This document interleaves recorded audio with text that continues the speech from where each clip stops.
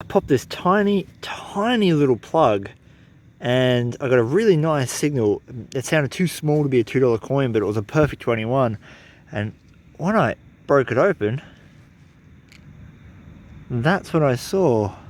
What's up everyone, Chris here from Vo-Gus Prospecting. If you're new to the channel, a big warm welcome. And if you're a kind of dull head torch shining on my face, welcome back. You might be asking, why the hell is this bloke in the dark? Well, it's because we're doing some night detecting tonight. I am out straight after the long weekend here in Australia where we had the Upstream Festival in Albury-Wodonga, and we had thousands, tens of thousands of people attend these events all across this city. And I've been cherry picking $2 coins off the ground all night, and I thought I'd take you along with me. Now, I've never seen a night detecting video, and I'm assuming it's because the light's terrible. It's just shocking. So I'm going to apologize for video quality, but I'm going to take you along anyway. Now, night detecting is really straightforward. The reason that we do it for here in Australia mostly is because of the heat. Even though it's now autumn, it is incredibly hot. The second reason is a lot of the public spaces that you want to go to during the day are occupied by people because they're public spaces. So this gives you the opportunity not to be a rude jerk and detect between some sunbathers' legs and actually just detect where they were. I stopped counting when I got to 10 bucks. I've dug up a few more bucks than 10. We got 2, 4, 6, 8, 10, 11, 12, 13, 14, and some change. So about 15 bucks so far. And all of that money was straight off the surface. I'm just going and flicking them out of the grass. They're usually maybe just a couple mil into the dirt from people trampling them down. All right, we're here. There's a couple cars around, but everything looks packed up, which is exactly what we want. It's a bit weird filming a video at night and metal detecting. There's going to be, if these blokes in their cars come back to find their cars, I'm assuming they probably haven't abandoned them here. So, legitimately, I'm pretending I'm doing something in my car and I'm not. The guys that I just filmed, I just busted 2 people having sex on a swing.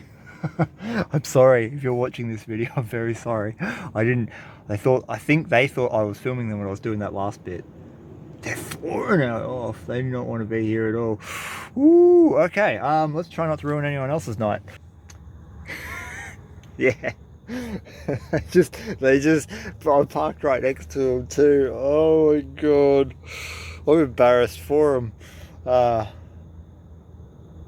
Wish I was that young again. Alright, so here we go. The best thing about wearing headphones is you can't hear anyone looking at you. Alright, self-filming at night. That's hard without a tripod. I got a 22. It was a little bit deeper than I was hoping for. And there it is. First $2 coin. That's $17 tonight so far in 45 minutes. Equinox rung up a solid 16, so it's just in here, and I reckon probably a 20-cent coin. Digging left-handed. Trying to flip the grass up. There we go. It's a bit of an older one. I was expecting a new one, but it was only literally just sitting on the surface.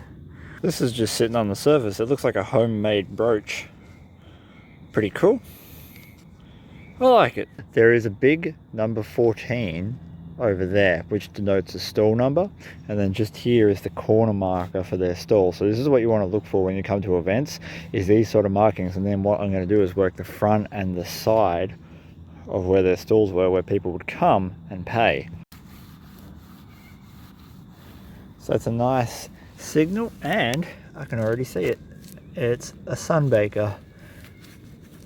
$1 whole. Now, if you're wondering why the light's red, it's because it's a little bit easier on your eyes at night time. If you use a red light, harder for other people to see you, and saves your pupils from contracting as hard. So I've just been working behind me for the last 20 minutes, and I found $3.20, which I'm surprised, but this is where the markets were. Perhaps there wasn't a lot of change, and unfortunately the food area was on concrete, so that doesn't work. I can't detect that. I'm going to move instead to where they were selling beer. That seems like a good idea. Well, whole playground done, whole beer area done, most of the market area done, $3.20. That's really poor. So we're going to go to this next spot, and then we're going to detect for maybe half an hour or 45 minutes before I go home, because I got to get up super early and go gold mining. We're at the very last stop for the night. I've only got about half an hour that I can put into it, and the sprinklers are on, so I've even got less area to work with, which is just ideal. But nonetheless, we're looking for old coins. I found silvers. I have found pennies here. We're going to put it on sensitivity 21 to punch nice and deep, and we're going to be listening for those high teens, so somewhere around the 17, 18, 19, and anywhere in the 20s or low 30s for those silver coins. And we're looking for deep targets. So if we get the same sort of numbers up top, I'm going to ignore them, and we're going to try and punch down very far and not get wet if possible. So I thought this was going to be a bit of junk, but I'm not so sure now. Nice deep 20 target, and this popped out, and at first I thought, oh, it's a ring pull or similar, but when I look at it, I think it's a skull. Turn the white light on so you can see it better. It is a skull. I don't think it's silver. I think it's like a kid's ring, but that is a really cool, nifty little find. I love that. Yar har, me hearties. We are having far more luck here. I love it when you pop the plug and it literally pops out at the right depth. Look at that. $2 whole. I popped this tiny little plug and I got a really nice signal. It sounded too small to be a $2 coin, but it was a perfect 21. And when I broke it open, that's what I saw. So I'm thinking this is silver earring or some such.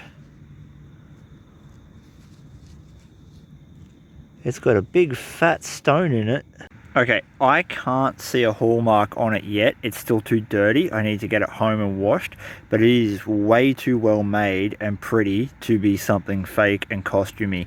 There is really fine writing on the very side of it, which I'm gonna have a look at during the daylight. And it's intricate, and that stone is quite pretty.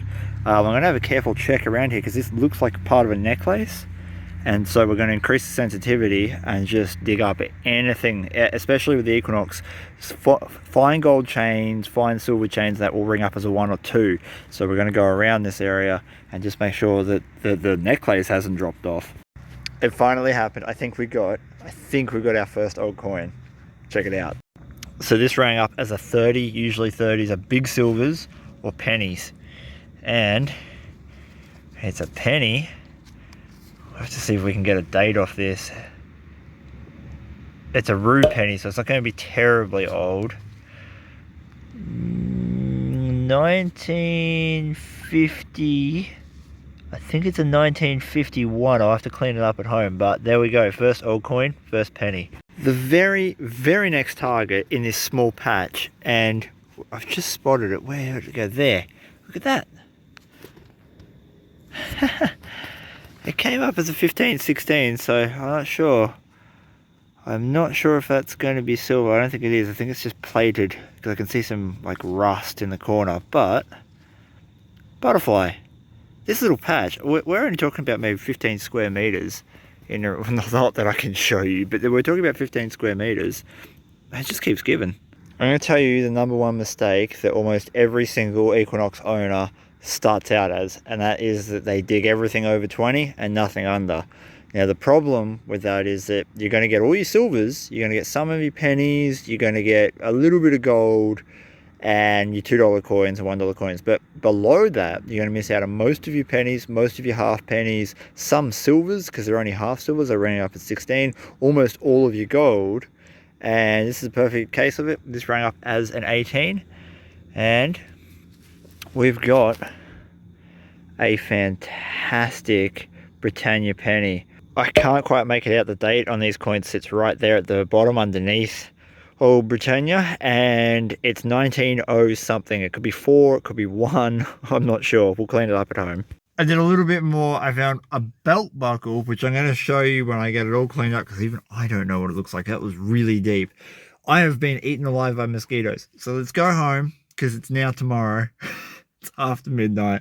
Sleep, go to the goldfields, I'll get everything cleaned up, Then I'm going to show you the treasures. I'm really keen to see what that big gem was, the gem and silvery thing, and to get a proper date off that halfpenny, because that was my crowning find. Old coin, over 100 years old. Right, let's do tomorrow.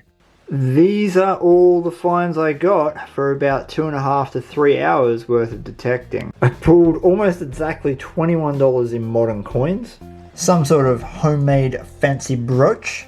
What I suspect is a part from a pocket watch. If someone knows what this is, please let me know in the comments below. We've got the children's play jewellery pendant. This is a button. No real ornate design or anything on it. It's just a plain ordinary button. Then we got the pirate ring. I absolutely love this. I've since found out that you get these in gumball machines. So you can pay like $1 or $2 and you get like a prize and some lollies and stuff, and this is where it comes from. These 5 finds here are by far my favourite. First off, the 2 silver coins, I didn't even know were silver coins until I cleaned them up. When I got these home washed the mud off them, I realised they weren't 1-cent coins, which is what I thought they were originally. We have an 1879 threepence, which is in pretty decent nick, and right next to it a threepence of the same era. Now this coin's a little more trashed. You might be able to see the 8 there. So it's an 1880, and I suspect the number next to it is a 6. I got that from doing some pencil rubbings. The halfpenny we dug here, the Britannia, is a 1903, I suspect. And the full penny was a 1951. But by far, I think the coolest find I got after this whole session was this. Cleaned up, it looks spectacular. I am not sure what this is off. We've got 2 little tabs either side. One's like a hook and the other is a circle. So clearly it fits onto something. That gem to me looks legit. It does not feel fake, and it has writing on the side. I'm going to try and get this in focus for you, and if anyone knows what this writing is, I would absolutely love to know the translation.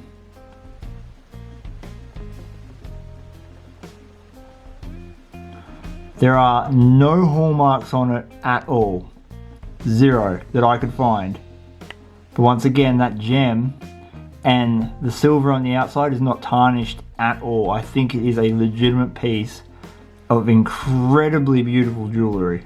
Filmed at the start of autumn and finished in the beginning of winter, I am really happy I went on that hunt. I hope this video has informed you guys a little bit more about how we go about detecting in the heat here in Australia, and given you some insight into why we do this. It's so much fun and so exciting to recover relics that have been hiding in the ground for literally hundreds of years.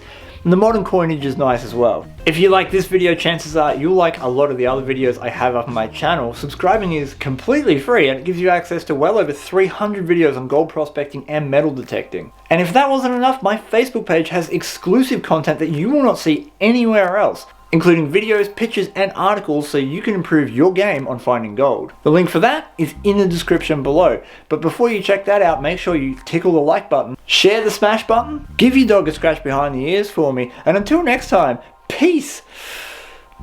And I'm out.